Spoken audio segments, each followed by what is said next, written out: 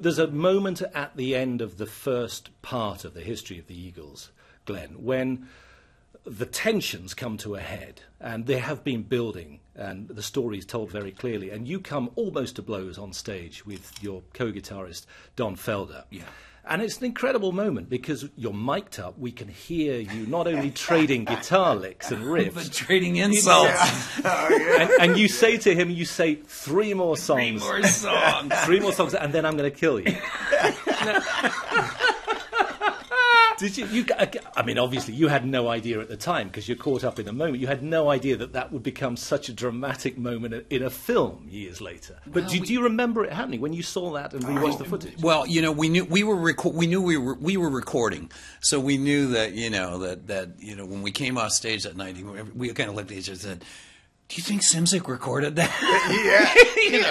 And of course he had, but that's another, again, that's another thing I think that makes this documentary relevant, is how honest it is. And that was something that happened. And it's just serendipity that it was filmed and recorded. Don Henley, you were there on stage with them. You were aware that that was happening. Were you part of the argument as well?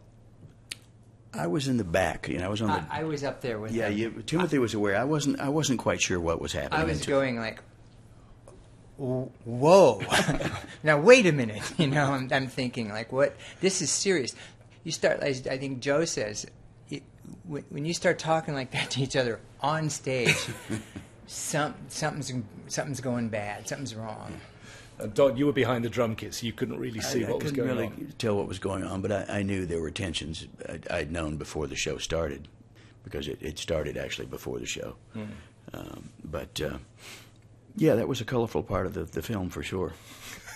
But Joe, I mean, Glenn, they're talking about the internal tensions. Collectively, there's a sense of struggle all over the years. But you individually had a great struggle on your hands, and with alcoholism, and then going through rehab, and the band supporting you all that way. Mm-hmm. Was that difficult for you, knowing that story and that struggle was going to be played out? It was a personal and it was a private thing that you went through. It was now going to be played out on big screens around the world. Were you happy with that? It really bothers me.